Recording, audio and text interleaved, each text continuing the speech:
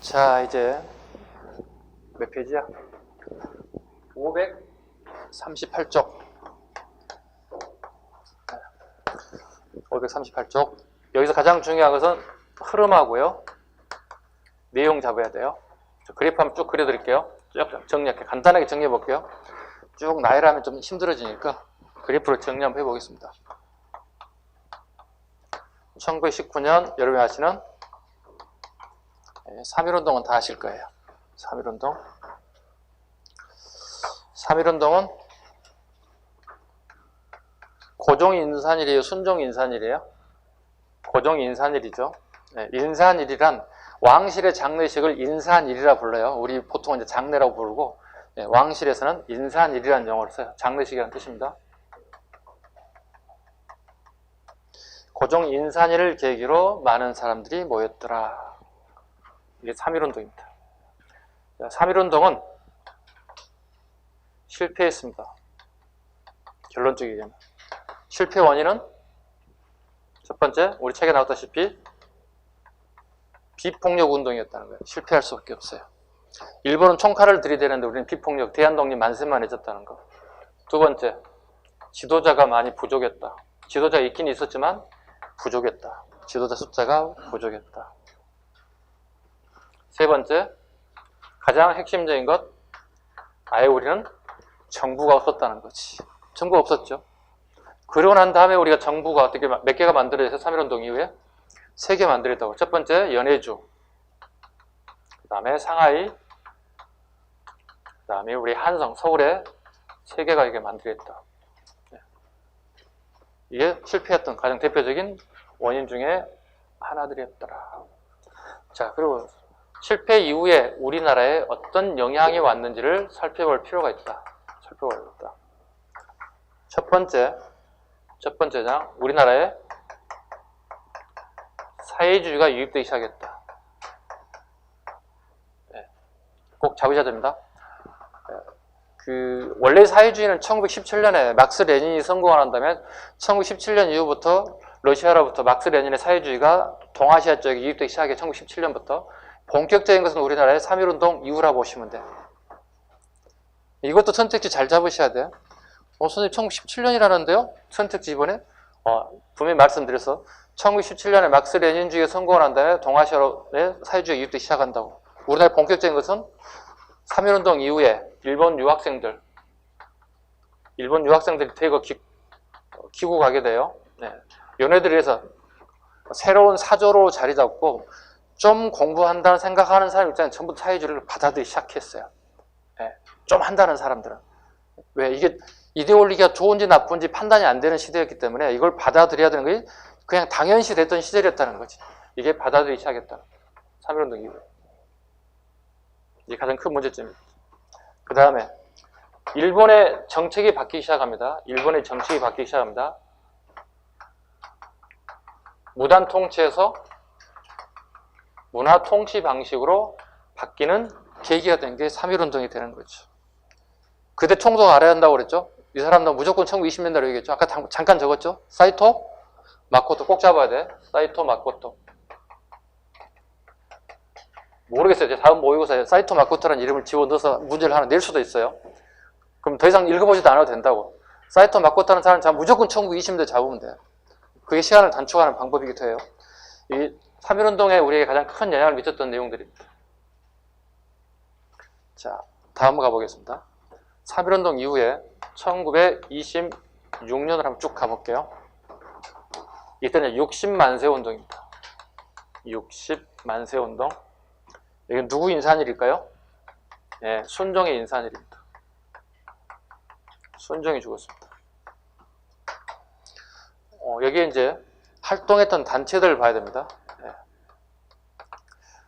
권오설이 중심이 됩니다. 지금까지 권오설을 한 번도 출제하지 않았는데요. 선생님이 봤던 견해는 지금 현재 학회에서 권오설을 계속 얘기하고 있어요. 이걸 주장하는 학자들이 늘어난다는 얘기는 학회에 교수님들이 출제 들어왔을 경우에 권오설을 선택지 집어 넣을 수도 있어요. 여러분들은 권오설 하나 잡아놔야 돼요. 일단 기본적으로. 책에도 나와 있지만 일단 권오설이 모든 풀이안을 짰다 보시면 돼요. 그리고 여기에 이제 사회주의 계열이 들어옵니다. 사회주의 계열의 단체들이 중심이 되기 시작해요. 물론 여기에 민족주의도 포함됩니다. 사회주의 계열과 민족주의 계열도 포함되고요. 그 다음에 학생들이 여기 들어가야 돼요. 학생들이. 근데 60만 세 운동 전에 건호소를 중심으로 한 사회주의 계열과 그다음 민족주의 계열 단체 이들이 전부 다 총독부에 체포가 된다고요. 체포가 돼요. 당일날 학생들이 고민하는 거죠. 고민하는 거죠. 우리가 이 60만 세 운동을 끌고 갈 수 있을까? 자신감이 될까 안 될까? 할 수 있을까 없을까? 고민 많이 했죠. 그때 얘네들끼리 서로 신랄한 토론의 결과 우리가 60만 세 운동을 실천하자. 실천으로 결정됐어요. 그리고 이미 인쇄되었던 경문, 일종의 전단지죠. 전단지를 배포하는 걸로 결정이 돼요. 배포하는 걸로 결정이 됩니다. 그 결과 전단지가 배포됩니다. 내용은 이렇습니다. 우리의 철천지 원수는 일본 제국주의다 일본 제국주의다 이런 글이 들어가 있는 경문을 살포하기 시작합니다. 이게 60만 세 운동에 관련된 내용입니다. 자, 60만 세 이후에 끝나는 게 아니에요. 60만 세 운동 이후에 그 영향을 받게 되는데요. 어떤 영향을 받는지 한번 보겠습니다. 조선민흥회가 결성됩니다. 조선민흥회가 결성됐다. 조선민흥회. 이건 민족주의 계열과 사회주의 계열들이 처음 만들어진 단체가 조선민흥회입니다. 그 다음에 조선민흥회 이후에 하나가 더 만들어집니다. 이게 정우의 선언입니다. 정우의 선언이라고 얘기합니다. 여기는요,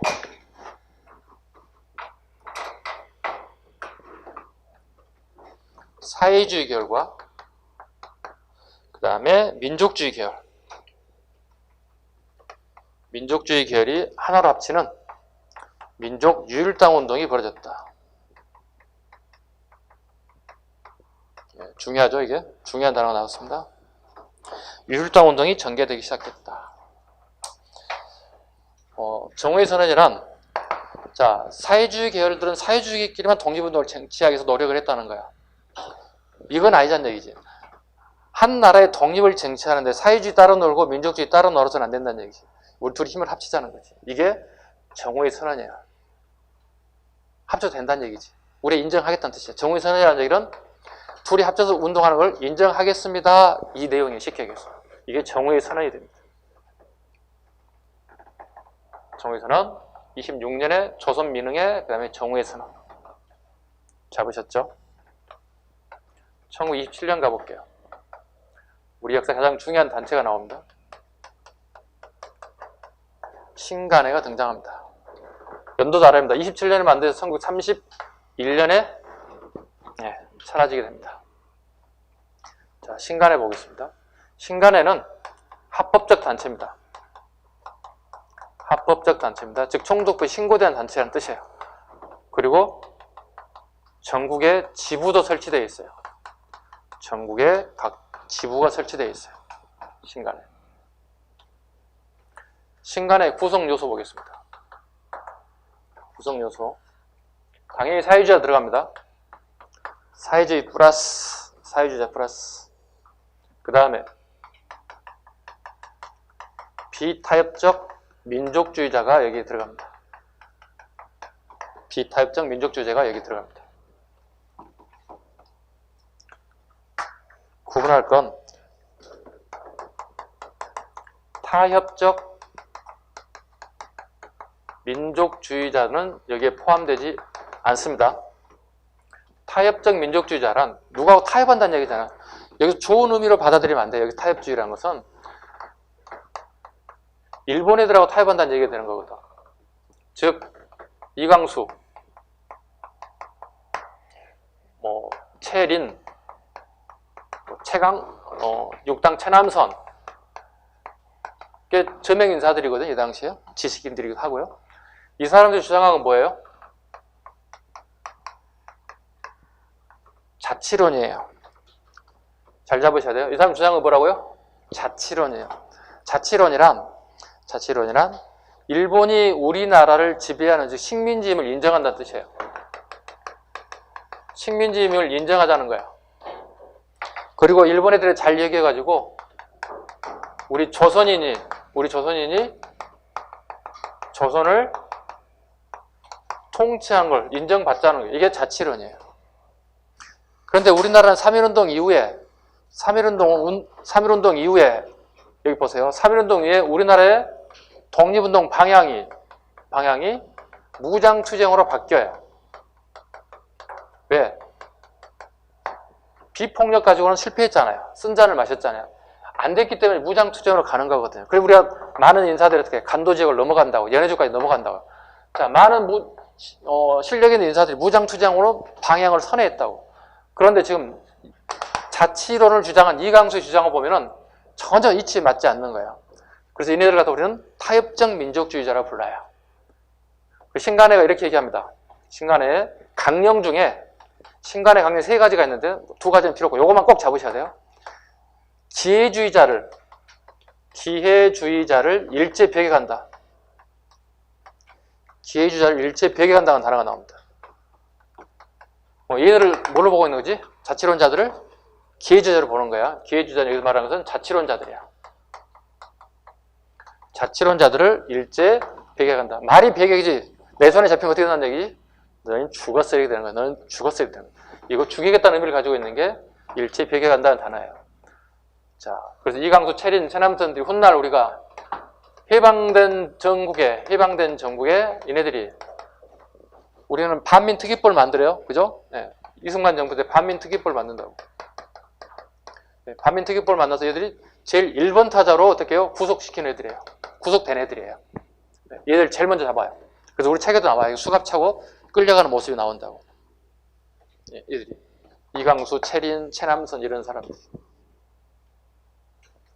자, 신간에 다시 갑니다. 다시 오세요. 사회주의자와 비타협적 민족주의자로 구성됐다는 거 꼭 기억하셔야 됩니다. 절대 타협하지 않는 민족주의자들로 구성됐다. 그리고 강령이 기회주의자를 일체 배격하겠다는 단어가 꼭 나옵니다. 즉 이와 같은 사람들 내 손에 잡히면 죽이겠다고 하는 게 신간의 강령입니다. 이해 가셨죠? 자, 31년입니다. 하나 더요. 1929년이 되면 강주 학생운동이 발생합니다. 여러분 다시 강주 학생운동 하겠습니다만, 강주 학생운동이 발생됐을 때 신간에는 강주 학생운동을 주도하였다 이런 질문 나오면 틀려요. 아셨죠? 제시를 뭐라 하는가요? 주도가 아니라 조사단을 파견하였다 이렇게 질문이 나와야 돼요. 조사단을 파견하고 그 다음에 이 조사들은 전국에 지부가 있으니까 전국에 이것을 알림리 역할을 했다는 거야. 그래서 강주학생운동은 강주만의 문제가 아니었다는 거지. 그 지역에 우리나라 대한민국의 모든 도시의 학생들이 같은 문제를 가지고 있다는 거지. 이걸 계기로 어떻게 뻥 하고 터져나왔다는 거지. 강주학생운동은 강주학생에서 끝나는 게 아니라 전체적으로 다 전국에 있는 모든 학생들이 똑같은 문제를 가지고 터져나왔다. 조사단이 파견되고 전국에 알림이 역할을 되고 전국화 운동이 벌어진 게 강주학생운동이었다. 이건 신간회가 주도한 게 아니라 알림이 역할, 조사단을 파견하고 이런 역할을 했다. 이게 신간의 역할이다. 이렇게 잘 나간 신간회 1931년에 해체됐다고요. 해체 이유가 입니다. 해체 이유가 있습니다. 해체 이유는 코민테른의 태제라고 적겠습니다. 코민테른의 태제로 인해서, 태제란 말은 명령했다, 지시했다 이런 뜻을 가지고 있습니다. 우리말이 아닙니다. 네, 러시아 말입니다. 코민테른도 어려운 단어죠. 자, 코민테른을 살짝 적어보겠습니다. 사회주의 노동자 동맹 정도? 네, 러시아에서 만들었고 일국의 일단체를 인정하는 이런 제도, 일국 일단체만 인정하는 제도였다. 그래서 우리 대한민국에서는 신간회를 코민테른의 대한민국 지부 정도 생각했다. 일국이 1단체니까. 그럼 얘들 전부 다 뭐지 그러면? 다 빨갱이들이라고. 그죠? 공산주의자들이 만든 단체가 결과적으로는 코민테른이 되겠지. 그죠? 근데 31년쯤 돼서 이게 해체됐다고. 왜 해체됐을까? 봤더니 신간회는 빨갱이들만 구성된 단체가 아니다라는 거지. 누구 들어가 있죠 지금 현재? 비타입적 민족주의 들어가 있잖아요. 순혈주의 빠져나왔잖아요. 사회주의가 아니라 요거 같이 섞여 있잖아요. 그걸 인정할 수 없게 됐다. 대한민국의 코민테른의 단체였던 신간회를 인정할 수 없게 됐다. 인정할 수 없게 됐다. 그래서 거기 코민테른 단체 해산하세요 이렇게 명령이 내려왔다고. 이게 코민테른 태제라고 한다고. 또는 뭐 11월 태제, 11월 하다 11월 태제 이렇게 얘기한다. 이게 31년이에요. 다시 합니다. 신간회 합법적 단체입니다. 아셨죠? 총독부가 해체시킨 게 아니라고요. 누구의 명령이라고요? 코민테른의 명령에서 해체됐다는 사실을 유념하시기 바랍니다. 됐죠? 1929년 가겠습니다. 강주 학생 항일 운동 하겠습니다. 이렇게 한자를 적는 이유가 있어요. 광주 광역시 얘기하는 거고요. 경기도 광주하고는 틀려요. 아셨죠? 한자가 달라요. 네, 좀 이따 경기도 광주도 우리 시험 문제 하나 나올 걸 한번 짚어드릴게요. 좀 덤으로. 네, 덤으로. 자, 광주 학생 운동 보겠습니다. 광주에서 나주까지 네, 통학하는 기차로 통학하는 학생들이 있다는 거예요. 이렇게. 왜냐면 이게 아무래도 큰 도시이기 때문에 고등학교를 갈라치면 고등학교였기 때문에 통학하는 학생들이 있다는 거예요. 이 와중에 이제 일본인 학생들과 그다음 우리 조선인 학생들 간에 같은 열차에 탔다는 거지. 근데 일본인 학생들이 조선인 여학생들을 상대로 요즘 말로 치면 성희롱을 한 거지. 성희롱. 그리고 우리 정의 남학생 돌쇠들이 가만히 있을 수가 없잖아요. 그죠? 예, 여자가 있는데 여자를 희롱하고 있는. 그래서 우리 조선인 학생들이 일본인 학생들에게 그러지 말라고 타일렀겠죠. 근데 일본인들이 듣지는 않겠죠. 그래서 일본인들과 말다툼 결과 얘들이 한바탕 싸움이 벌어진 거예요. 열차 칸 안에서. 이게 이제 광주학생 운동의 발단이 되는 거예요. 그 결과 얘들이 전부 다 구속됐다는 거예요. 구속됐는데 그 다음에 아침에 학교를 갔을 거 아니에요. 근데 일본인들은 전부 다 학교 와 있어. 그 당사자들은. 근데 우리 학생들이 전부 다 경찰서에 아직도 구금이 돼가지고 학교에 등교 자체를 안 한 거예요. 그리고 학생들이 어떻게 해요? 일방적인 구속은 억울하다는 거죠. 똑같이 싸웠으니까 쌍방 폭행을 했잖아요. 똑같이 구속하고 경중을 가리는 게 원칙인데 이걸 지키지 않은 거야. 이게 이제 각 학교별로 다 퍼지기 시작한 거야. 그리고 얘네들이 어떻게 석방시킬 것을 요구합니다. 석방을 요구합니다. 우리 조선인 학생을 석방을 요구한다. 이게 일본이 이거 들어주지 않죠. 학생 석방 요구에서 어떻게 바뀌는 거예요, 이제? 항상 우리 이런 게 있잖아요. 우리가 요구사항이 들어주자면 어떻게 정치적 색깔로 항상 탈바꿈 하잖아요. 얘나 지금 똑같아. 예. 지금 식민 제국주의 교육은 잘못됐다. 정치적 비판이 이제 정치적 상황까지 연결되기 시작했다. 이게 강주학생 운동이 퍼져 나가는 현상이었다. 이게 강주만의 문제가 아니라 전국적인 현상으로 커져 나갔다. 이걸 누가 가장 큰 역할을 해줬다고? 조선을 파견했던 신간의 역할이 꽤 큰 모습을 띠고 있다. 이게 강주학생 운동입니다. 1929년까지 운동입니다. 그 다음에 자 팁입니다. 새로운 문제를 하나 우리 적응 한번 해보자고요. 경기도 광주에서도 문제가 하나 터져 나오는데요. 이거 항상 물어보는 건 꼭 기억하실 건 시대 상황이다. 이 문제가 나오면 무조건 시대 상황을 물어보는 거니까 잡으셔야 돼요. 경기도 광주는 뭐냐면 연도를 물어본다고 꼭 잡으실 것. 1970년대 박정희 정부 시기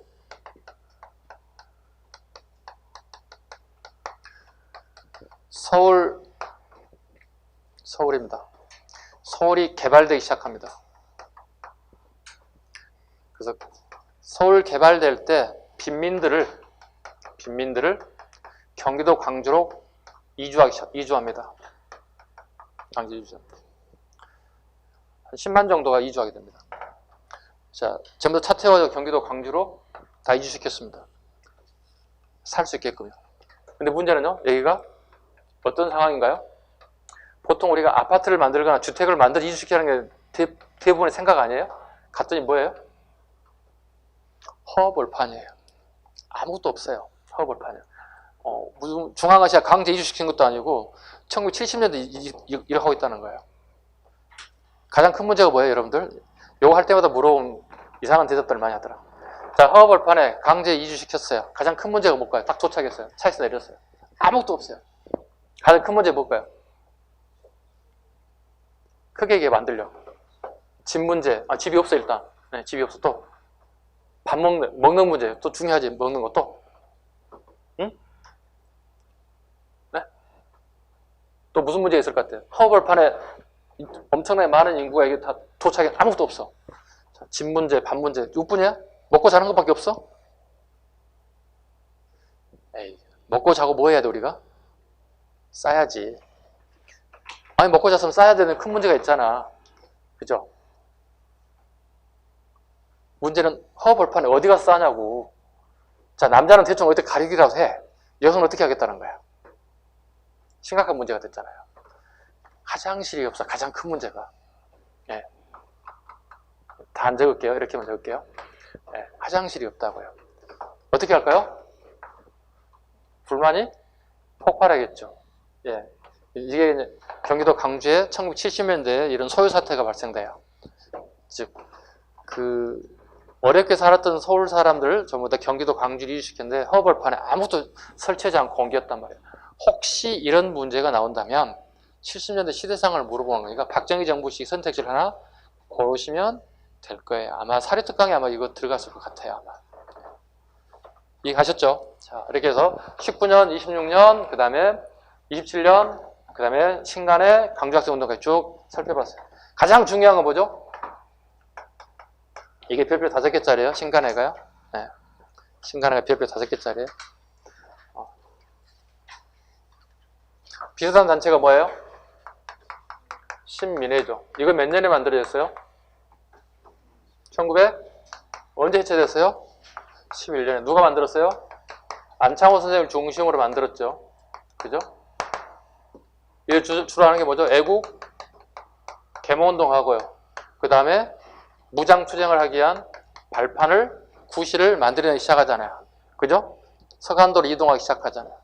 특히 아까 방금 말씀드린 이혜영 일가들이 여기에 대거 이동해서 우리 기초공사를 하기 시작한다고요.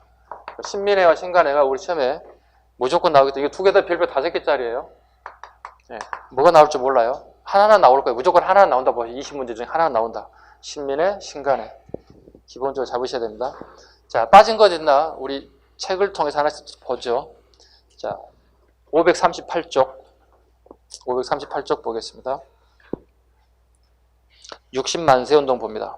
60만세 운동. 빠진 부분만 하겠습니다. 중요한 거다고요. 배경에 건오설 하나 밑줄 그어봐. 건오설. 밑줄만 그어, 밑줄만 그으세요. 그 다음에요. 주도 세력 보겠습니다. 중앙고등보통학교. 예. 중앙고등보통학교. 학생들이 나섰다는 거. 그 다음에 의 부분에 신간의 결성에 영향을 주었다 밑줄 그었습니다. 이건 시험에 자주 나오는 지문이에요. 신간의 결성에 영향을 주었다. 경문 보겠습니다. 조선민중화, 우리의 철천지 원수는 자본, 오타가 나 있습니다. 제국주의가 아니라요. 제국주의로, 네, 제국주의로, 네. 제국주의가 아니라 제국주의로 살짝 수정해 주시고요. 제국주의 일본이다. 2천만 동포야, 죽음을 각오하고 싸우자. 만세만세, 조선 독립 만세. 됐죠? 그 다음에요. 일본 제국주의 타도, 토지는 농민에게 8시간 노동제 밑줄 그어볼까요? 8시간 노동제. 지금 8시간 노동제를 이미 26년에 주장했어요, 우리가. 그죠? 근데 우리는 1970년대 이후에 전태일 사망 이후부터 8시간을 주장하거든요. 전태일이 주장한 게 8시간 노동이에요. 여성들 미신공을 12살부터 20세 미만의 미신공들을 하루 15시간을 돌린다는 거야. 24시간 중에. 잠자는 시간, 휴식 가는 시간, 화장실 가는 시간 얘는 15시간을 돌린다는 거야. 이게 사람이 살 짓이 아니라는 거죠. 그래서 이제 노동운동을 한 거야. 노동 3권을 지켜달라고 요구한 게 8시간 근로한 게 이게 전태일이란 말이야. 1970년이야 그게. 그럼 봐요. 26년 했던 걸 70년 다시 하는 거야. 그 전태일을 중요하게 여기는 이유가 거기 있어. 우리 시험에 잘 나오는 이유가 있어. 참고로 8시간에서 여백가 살짝 적어. 우리 참고로 꼭 여기 있는 것만 공부하는 게 아니라 정확하게 1970년에 전태일이 분신 자살한다고. 전태일이 분신 자살해. 이때 주장한 게 이제 8시간 노동 좀 시켜달라는 뜻이에요. 네. 핵심이에요. 왜? 이 당시에 노동은 당연히 15시간 하는 게 그냥 능사처럼 돼 있다는 거야. 우리 15시간 노동하면 어떻게 살 수 없잖아요. 그죠? 그죠? 네. 그렇다고 뭐 월급 더 준 것도 아니었단 말이야. 네. 8시간 노동. 이거 무슨 영향을 받은 거예요? 60만 세 운동은? 자, 누가 주도했다고 그랬죠? 8시간 주장하는 단체는 누구예요? 자본가들이에요? 아니면 사회주의자들이에요? 사회주의자들이에요. 사회주의자의 영향을 받은 거예요. 성은아. 8시간 노동자 이렇게 사회주의 영향으로 적어놓으세요. 사회주의 영향을 받았다. 뭐예요? 지금 자각하는 거잖아요. 시키면 시키는 대로 했던 사람들이 이제 자각하기 시작했다는 뜻이야. 아, 이게 8시간만 하는구나. 8시간만 해야 되는구나. 드디어 우리가 인지하고 자각하기 시작했다는 의미를 가지고 있어요. 그 다음에 신간에 아까 얘기했죠. 별표 5개짜리예요. 언제든지 나올 수 있어요. 두 번째, 코민텔은 밑줄 긋습니다. 코민텔은 밑줄만 그으면 아시겠죠? 여러분 다 아시는 내용들이니까. 그렇죠? 그 다음에 오른쪽 가볼까요? 박스. 구성 보겠습니다.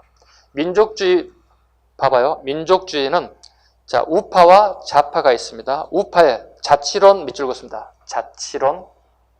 그 다음에 기회주의. 그 다음에 신령양성론 밑줄 그어봐요. 이 대표적인 인사 나왔습니다. 이강수, 김성수, 송진우, 채린 등 엄청나게 많은 인사들이 이 사람들은 자치론자들이에요. 그죠? 무장투쟁을 주장했던 무장투쟁가들에게는 이강수나 김성수 같은 사람은 어떻게 보겠습니까? 내 손에 잡히면 어떻게 되죠? 죽여야 되겠다는 생각을 하겠죠.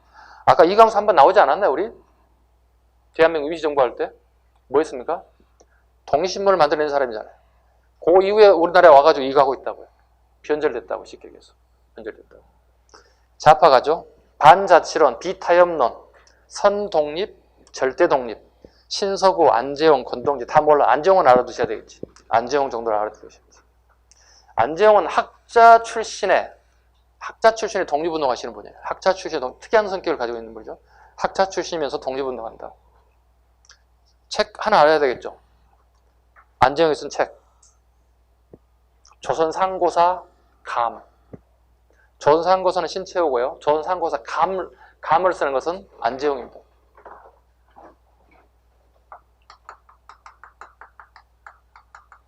조선상고사는 신채호. 조선상고사 거울감자가 들어가면 안재홍. 나는 신채호 선생의 뜻을 받들겠다는 의미를 가지고 있어요. 즉 우리의 역사를 고대사에 찾아보겠다. 우리의 뿌리를 전기를 고대사에 찾아보겠다. 상고사에서 찾겠다. 조선상고사 감. 시험 잘 나옵니다.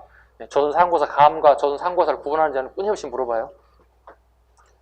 그 다음에 사회주의, 조선공산당 운동, 무정부주의자, 대표적인 인물 박헌영, 김일성, 김호목 같은 사람들이 대표적인 사회주의자들이었다. 창립, 조선민흥의 밑줄, 정우의 밑줄, 신간의 창립 밑줄. 네. 꼭 잡아야 할 내용들이죠. 그 다음에 활동, 강조학생 학연운동의 조사단 파견의 밑줄만 그으세요. 다 이미 한 거니까. 그 다음에 해체, 코민테른의 밑줄 긋죠. 코민테른의 해체. 그 다음에 강령 보겠습니다. 강령의 세 번째 것. 우리는 기회주의자를 일제히 배격한다. 별표. 네. 그게 누굽니까? 아까 이강수 같은 기회주의자들을 얘기합니다. 한 페이지 넘깁니다. 문제를 넘어갔네요. 문제 쭉 패스. 여기는 문제를 꼭 푸셔야 돼요. 제가 시간이 없어서 풀어주지 못하는 거니까. 548쪽 강조학생운동. 연도에 오셔야 됩니다. 1929년. 두째째 원인 강주와 나주 통학 열차 정도만. 그 다음에 전개 가겠습니다. 신간에 밑줄 긋습니다. 조사단 파견. 됐죠? 경문 한번 보겠습니다. 사료 나올 것 대비해서. 학생 대중이 학생 나오면 무조건 찾아가면 되겠죠. 학생의 밑줄 그어야 되겠죠. 학생 대중에 걸기하라. 검거든 학생은 우리 손으로 탈환하자. 언론 결사 집회 출판의 자유를 획득하자. 식민지 교육제도를 철폐하라. 용감한 학생 대중이여 최후까지 우리의 슬로건을 지지하라. 그리고 걸기하라. 전사에 힘차게 싸워라. 비하인드 스토리 하나 얘기하면 학생들이 구속돼가지고 재판을 받잖아요. 그죠? 재판을 받는 학생들이 뭐라는 줄 아세요? 재판관에게 일본 말을 요구해요. 재판 받을 때 학생들이요. 나는 조선인이요. 조선말로 하겠소. 이렇게 얘기해요. 어때요?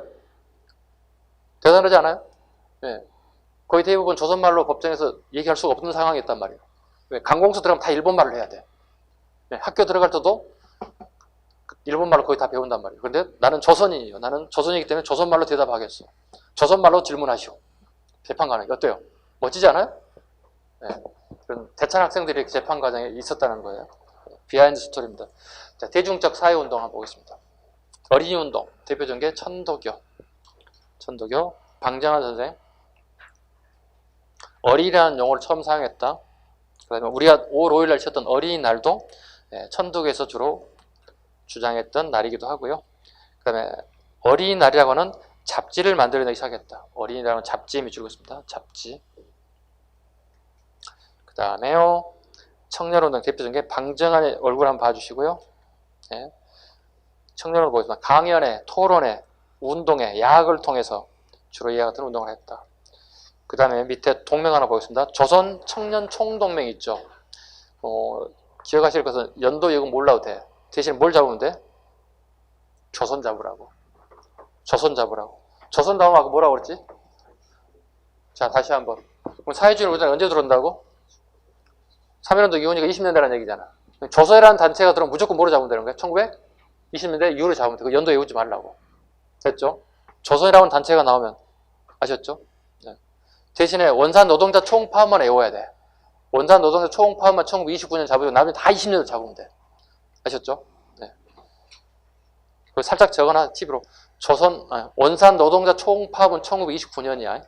원산 노동자 총파업은 1929년이고, 조선이라는 들어간 단어는 무조건 다 20년대야. 연도 외우지 않으셔도 돼. 형평사운동 보겠습니다. 1923년 연도 알아야 되고요. 자, 살펴보죠. 형평사운동이란 1920년대 천민계급, 일종의 백정이죠. 백정들이 사회적 지위 향상을 위한 운동을 말합니다. 배경, 갑오개혁도 이미 신분제 철폐됐다는 사실 아시죠? 1894년에 철폐됐음에도 불구하고 우리 사회 밑바닥에는 아직까지도 천민들에 대한 무시하는 사람들이 계속 등장하고 있었다는 거죠. 가장 무시하는 그게 이거였다고 그래요. 네. 무시하는 그 배경들이 이런 게 있어요. 학교 학생들을 무시한다는 거예요. 네. 초등학교 가게 되면 학생들에게 도안이라고 해가지고 백정이라는 표시를 해놨다는 거예요. 출석부에다. 홍길동, 이길동, 니네 아버지가 백정이셔? 그럼 아이가 어떻게 되겠어요? 숨기고 있는데 벙찌는 거 아니에요. 그럼 옆에 주변 친구들이 어떻게 해요? 눈초리가 어떻게 돼요? 너희 아버지가 백정이었단 말이지? 같이 놀아줄 상대가 아니겠는데 이렇게 된다는 거예요. 학생들을 왕따시키는 결정적인 케이스가 된다는 거예요. 이발소 이용한 고객들이 백정이 이발하고 있는데요. 백정 앞으로 받으시면 이발소 안 옵니다. 이발소 주인을 사장님을 협박하는 거예요. 세 번째, 공중 목욕탕. 백정들이 와서 있어요? 아니 벗으면 꽃 같은 사람인데 목욕탕에서 무슨 차별을 하겠다는 거예요. 목욕탕. 가장 결정적인 거, 교회 예배. 교회 예배에서 예배 시간을 다르게 달라는 거야. 기존의 양반들의 기독교인들이 저희들 같은 예배 시간을 가질 수 없다. 백정하고 같이. 다른 시간을 배정해달라. 이렇게 요구해. 1, 2, 3번은 참아볼 수 있어. 그죠? 사회 문제니까. 근데 자유평등 박애를 주장한, 평등을 주장한 기독교인들이 교회 예배 시간을 달리 해달라는 얘기는 이네들을 폭발을 시킬 수 있는 가장 결정타가 되는 거예요. 아셨죠? 다시 우리 교재로 갑니다. 전개 경남 진주입니다. 이러면 진주 사고 많이 터지죠. 그죠? 경남 진주 밑줄 하는 것이고, 형평사가 창립되었고, 언론과 사회주의계에 적극적 조직으로 성장하였다. 의 보겠습니다. 이 이후에 의, 호족에서 백정신분 표시를 삭제하기 시작했고, 백정 자녀의 학교 입학이 합법적으로 허용되기 시작했다. 시지문 가겠습니다. 사료 준비합니다. 공평은 사회의 근본이고 애정은 인류의 본령이다. 그런 거로 아 등은 계급을 타파하고 모욕적 칭호를 폐지하여 교육을 장려 참다운 인간이 되는 것을 기하는 것은 본사의 주지이다. 지금까지 어떠한 지위와 어떠한 압박을 받아왔던가 이 문제를 선결하는 것이 아 등의 근무라고 설정하는 것은 정확한 바이다. 비하고 천하게 굴하는 자는 누구였던가? 아, 그것은 아 등의 백정이 아니었던가? 형평사운동 포스터 보셔야 됩니다. 형평 글자 읽으실 수 있어야 되고요. 그 다음에 그 교회가 대표적인 게 진주 옥봉리 교회입니다. 이게 이제 교인들 사이에 예배 시간을 달리해준 사건이 터져나온 것을 제가 설명을 쭉 해드렸고요. 됐죠? 형평이란 말은 아시죠? 고기를 살 때 저울을 얘기하는 거야. 한 근짜리 저울, 두 근짜리 저울 추가 있다고 이렇게. 고기 한 근 주세요 어떻게? 이것과 이것이 어떻게? 형평이 맞으면 어떻게? 한 근이 되는 거야. 부족하고 나면 어떻게? 이렇게 되겠지. 그치? 이런 상황이 발생된다. 이걸 형평사 운동이라고 한다고. 어려운 단어가 아닙니다. 고깃집에 거울을 살 때 옛날 그 재래식 거울들 있잖아요. 저울들. 요걸 사용할 때 얘기하는 거예요. 한 페이지 넘길까요? 문명퇴치운동. 조선일보 했던 것들이죠. 네, 농촌개몽운동, 문자보고운동, 동아일보 부나르도운동. 네, 31년. 그다음 36년 베를린 올림픽 마라톤에 손기정에 우승하고 난 이후에 일장기 말소 사건, 동아일보. 연도 물어볼 거예요. 36년 일장기 말소 사건. 일장기를 달고 출전했었겠죠. 조선 사람이긴 하지만 요거 이제 일장기를 지었던 사건들. 그 다음에 조선의 강습회 있다는 정도. 수양동호회, 이건 7급하는 사람만 아세요. 수양동호회. 안창호 선생이 미국에서 온 흥사단의 한국 지부가 수양동호회입니다. 그 다음에 동아일보의 부나르도운동 포스터 한번 보시고, 그 다음에 일장기 손기정 선생의 베를린 마라톤 달고 난 다음에 일장기가 보였던 것이 좌측에 보시면 사라졌죠. 일장기 말소 사건. 네. 그 다음에 민족문화수호운동 가겠습니다. 민족문화수호운동. 첫 번째. 지울까요?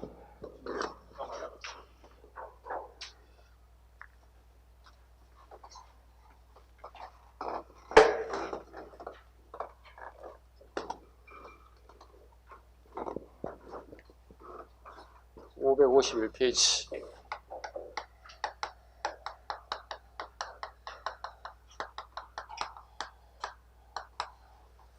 짧은 시간에 다 많이 못하고 하는 데까지만 해보겠습니다. 첫 번째, 일제 한국사 애국 구분. 한국사 시험이거든요, 이것은. 그럼 당연히 한국사를 중시하기 때문에 나올 수 있는 가능성이 있다고 보고 공부하셔야 돼요. 첫 번째, 일본 애들이 우리나라에 어떤 생각을 가져오는데 보겠습니다. 타율성론. 한국사는 예세 간섭에 의해 타율적으로 전개되었다. 우리나라는 스스로 해본 게 하나도 없다는 거야. 타율성을 가지고 있다. 일본이 우리에게 주장하는 겁니다. 그 대표적인 게 뭐냐? 임나일본부설이다. 임나일본. 일본 애들이 어느 시기에 신라 땅 어느 낙동강 하구 지역에 일정 기간 동안 통치했다는 거. 이게 임나일본부설이에요. 이렇게 주장했다는 거예요. 지금은 임나일본부설을 주장하지 않습니다. 네, 가당치 않습니다. 왜 가당치 않을까요? 아니, 3세기, 4세기에 일본에서 우리 낙동강 하류를 지배할 수 있어요? 불가능합니다. 그 군사 인력이 이동하는 거 불가능해요. 조선들이 일단 배를 만들 기술이 없어요. 군사를 동원할 수 있는 전제정책이 이루어지지 않아요. 일본의 전제정책 언제 이루어져요? 임질이라는 이유로 이루어진다고? 전제정치. 기초가 이거 약하면 안 되는데. 일본의 전제정치가 이루어진 것. 7세기 돼야 이루어진다고. 왜? 신라에서 일본에 뭘 전파해줘요? 화문정이 전파되고 난 다음에 나타나야 된다고. 화문정이 가장 전제정치 뒷받침하는 사상이라고. 이게 7세기 가야 등장한다고. 신라의 화문정 누구예요? 이거 누가 전파해줘요? 일본에다가요? 야, 이거 먹어 하고 누가 전파해줘요? 우리 모의고사 한번 나왔잖아. 주간 모의고사에. 다 까먹었어. 모의고사는 모의고사고 공부는 공부고 다 따로따로 놀고 있으면 안 돼. 네. 자, 하음종은 전제정치를 뒷받침해 사상적 기반이 된다고요. 왕이 독재를 할 수 있고 모든 법을 다 만들어낸 시기를 전제정치라고 하잖아요. 일본은 7세기 가야 이게 전파되기 시작하고 7세기 돼야만이 전제정치가 이루어진다고. 근데 하물며 3세기, 4세기에 낙동강하고의 신라 땅 어느 일부분을 지금 통치했다고 말이 안 되는 거지. 물론 교역은 할 수 있었겠지. 왔다 갔다. 그지? 또는 무역소 정도는 조그만 방 하나를 만들 수 있었겠지. 근데 이 지역을 통치한다는 건 말이 안 되는 거라는 거지. 요즘엔 일본이 주장하지 않습니다. 그 다음에요. 정체성론. 한국 사회는 내적 발전 없이 고대사회 단계에 정체되어 있다. 자, 봐봐요. 우리 역사 순서를 보면 이렇게 출발할 때 어떻게 하죠? 선사시대부터 출발하죠. 그죠? 선사시대. 발달하면 어떻게 되죠? 고대국가. 우리 알고 있는 고구려 백제 신라를 얘기하는 거예요. 그죠? 발달하면 어디로 가죠, 이제? 중세국가로 가죠. 이거 우리 보통 고려란 나라를 얘기하죠. 그 다음에 근세국가 얘기하죠. 이게 뭐죠? 조선이죠. 그 다음에 우리 뭐죠? 현대사라 우리 말하죠. 근현대다. 이건 우리 1863년 흥선대원군이 권력을 잡았던 시기를 통상 학계에서 이렇게 얘기하고 있습니다. 요 시기를 또 근현대사 이렇게 얘기하는 거거든요. 근데 일본에도 뭐라고 얘기하고 있는 거예요, 지금? 요 부분이잖아요. 여기에서 딱 수습됐다고 얘기하고 있잖아요. 발전하지 못했대잖아요, 이렇게. 근데 우리 고려라는 나라에 있어요, 없어? 존재하잖아요. 근데 일본에도 우리가 딱 여기 수습됐다, 정체되어 있다, 이렇게 하고. 정체성, 이렇게 얘기하고 있다. 자, 일본 애들이 이게 뭐예요? 세계의 정치사적 관점에서 봤을 경우 이렇다는 얘기예요. 그 당시 일본 애들 생각이에요. 선생님 생각이 아니고 우리 학회 생각이 아니고 그 당시 일본 애들이 봤을 때는 조선이라는 나라는 고대국가에서 딱 멈춰있다. 고구려 백제에 딱 멈춰있고 더 이상 발전하지 못하겠다. 비판하고 있다고. 그럼 비판한다면 어떻게 해야 돼요? 우리가? 반박해야지. 야, 무슨 소리야. 반박해야지. 반박하는 사람이 나타났다고 해요.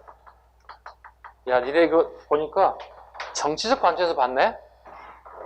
야, 그렇게 보면 안 되지. 사회 경제적 관점에서 한번 봐보겠다. 뭐죠? 그건 뭐죠? 경제적 관점에서 보겠다는 거지. 세계의 발전사가 봤을 때 정치적 관점 이렇게 되는데 정치적 관점도 옳지 않지만 나는 경제학자야. 누구? 백남훈 선생이 봤을 때는 백남훈 선생은 사회 경제학 관점에서 봤을 때는 지극히 우리는 정상이라고 얘기하고 있다고요. 자, 한 페이지 넘겨보실까요? 552쪽 봅니다. 552쪽에 백남훈 봐보시죠. 백남훈의 별표 한 3개 하겠습니다. 이게 3년 전까지만 해도 7급의 전형적인 문제였어요. 최근에는 3년 전부터는 9급에 계속 출제돼. 매년 한 번씩 출제돼. 9급에 이제 완전 일반화된 문제가 돼버렸어요. 백남훈 잡으셔야 되고 조선사회 경제사를 저술했다. 책도 알아야 돼. 조선사회 경제사를 저술했다. 그리고 정체성론을 비판했다. 밑줄 그어야 돼. 일본의 주장은 정체성론을 비판했고 이 사람이 보는 한국사가 세계사의 보편적 법칙에 따라 발전했음을 강조하고 있다.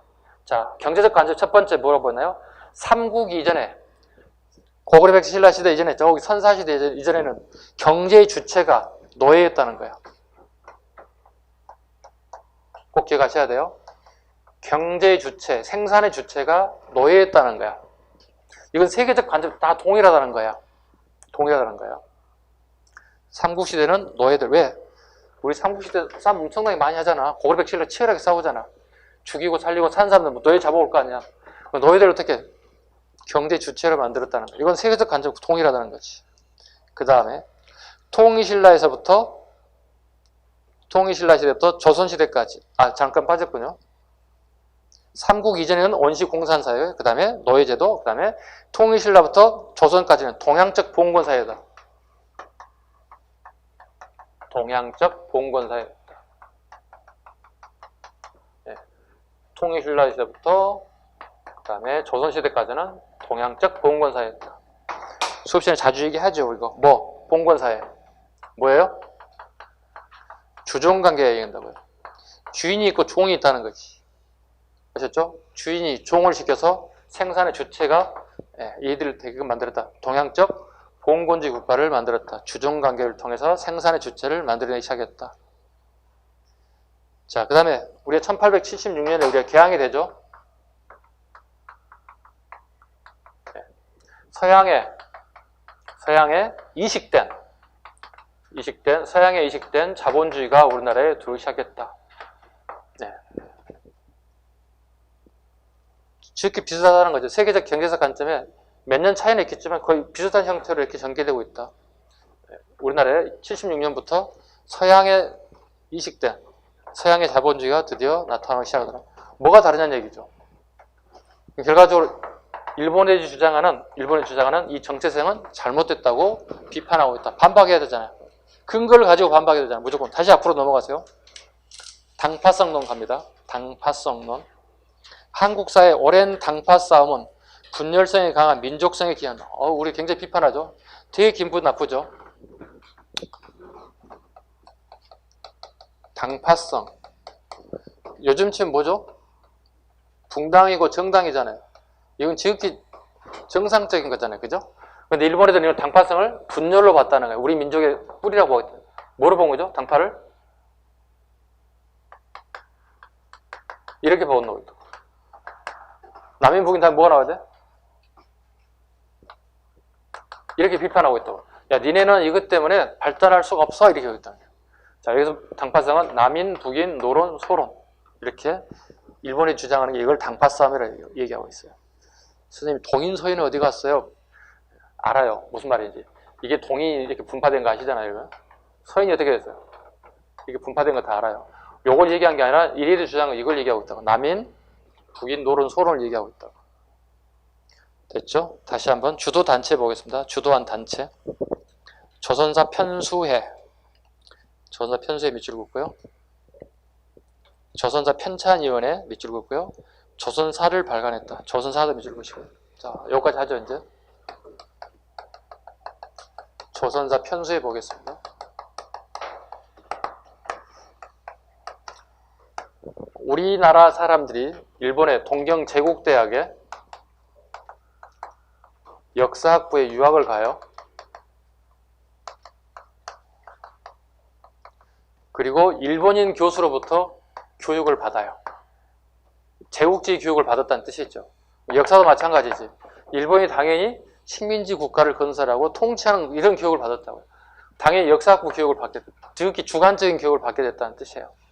그리고 얘들이 졸업을 하고 난 다음에 얘들이 총독부에 온다고요. 총독부 산하에 있는 단체가 우리 조선사를 편찬하는 기구가 조선사 편수회라고. 이게 취업이 된다고요. 요즘 굉장히 좋은 취업을 한 거죠. 국책 사업을 하는 연구소에 취업한 게 굉장히 잘한 거지. 근데 이건 잘할 수가 없죠. 왜? 우리 역사를 애고가는 대표적인 단체이기도 하고, 그리고 얘들이 우리나라 역사책을 편찬하는 이게 조선사라고요. 조선사가 시험에 잘 나와. 아셨지? 애국됐기 때문에 이건 우리가 비판을 해야 되지 않겠어요? 그죠? 역사학부 나온 애들이 일본에 가서 교육받고 일본식의 편제를 만들고 우리가 당연히 일본의 종속적인 관계를 계속 주장하고 있다. 이 책 제목이 조선사라고. 그럼 이게 지극히 아까 얘기했다시피 일본 제국대학에 교육받은 애들이기 때문에 지극히 뭐죠? 주관적 사관을 가지고 책을 편찬했다는 거지. 그럼 주관적인 것은 객관의 반대가 되는 거 아니야? 그죠? 객관적 사관으로 써야 된다는 걸 얘들 주장하겠지. 야, 니네 이거 쓴 거 말이야. 증명할 수 있어? 이게 실제 어디에 있어? 이런 내용이? 근데 이거 아닌 것 같은데? 실제 증명할 수 있냐고 반박을 해야 할 거 아니야. 이걸 우리 앞글자 닫아가지고 뭐라 불러? 실중주의 사관에 입각해서 책을 써야 되는 거 아니야? 이렇게 반박한다고. 이 단체가 뭐예요? 그렇지. 아는 사람 말고 모르는 사람 모르는 것 같아. 이게 뭐예요? 진단학회라고.